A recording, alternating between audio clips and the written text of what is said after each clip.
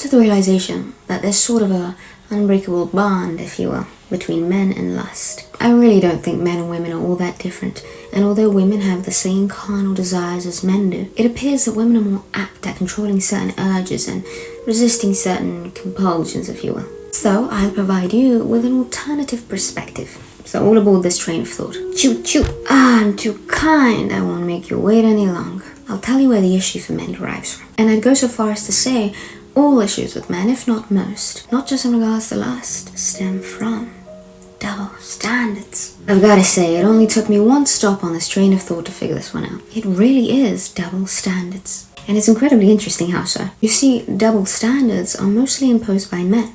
Let's focus on the topic of lust. In regards to sex, the double standard is, if a woman engages in frivolous sex, well, she's a whore.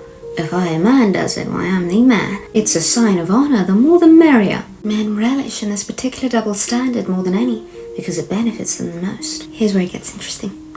This isn't actually true. This is an entirely false misconception, because frivolous sex damages the soul. It is an incredibly divine act. Entertain this thought for me now. What do you think happens if this divine act was treated with frivolity? If it is understood that this act merges two bodies into one, following the lead of two souls who have become one, understanding that when the body is touched, the soul is as well. How can you remain unscathed after treating divinity with triviality? Can you really believe you're not affected in the slightest? Nah, I don't believe you. There must have been some effect, some change, whether it be insidious or immediate and abrupt. I'll tell you why I think this.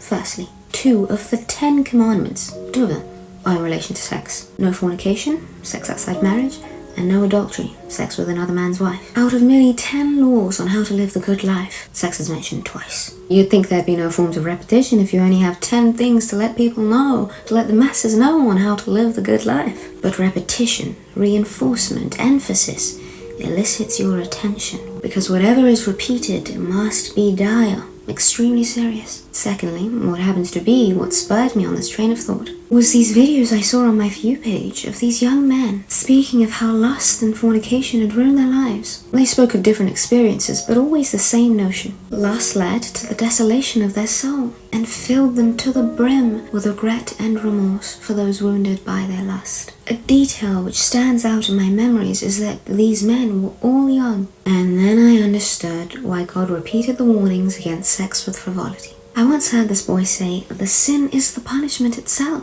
The signal of restriction is there because danger awaits on the other side. It is not that since you've sinned by fornication you will now be punished, but the punishment itself is frivolous sex. 1 Corinthians 6:18 says something quite daunting, yet in a way very beautiful. Flee from sexual immorality. All other sins a person commits are outside the body, but whoever sins sexually sins against their own body. Daunting, I'm sure you can understand why. But beautiful because it alludes to the beauty, even more than beauty, to the divinity of the body, which is the temple where the Holy Spirit resides. Eric Butterworth says something funny about this. There is no need to find God, simply because God is not lost. Where spirit is, all of spirit must be. You want to talk to God, you need only look within you. Your body houses the Holy Spirit. Another translation to 1 Corinthians 6:18 is, any other sin that man does not hurt his body. No other sin so clearly affects the body as this one does. Every translation says, flee, shun, run away from, have nothing to do with. It is indeed daunting. If the body is supposed to become one with another after a union in the eyes of God, thus after 2 souls become one, the body is to follow suit. What happens to the soul if that order is disrupted, or perhaps completely neglected? Something dire, I imagine. Hey, wanna hear something romantic? In the eyes of the law, when 2 people are married, they become one. So, you can't sue someone for defamation of who they told as their spouse, because they are regarded as one person. So, it's like telling yourself when you tell your spouse. Pretty cute, huh? So you see, the double standard does not favor men. 1, because double standards aren't actually true. Your ego simply perceives it to be that way because it caters to you, sir. Just maybe. But you see now, maybe the vision is still a little blurry, but you see a little, that it doesn't actually cater to you at all. You in fact suffer by something you've created, a silly social construct. Biblically too, it doesn't say, "Oh, men at ease, gentlemen, women shun, flee, run away from."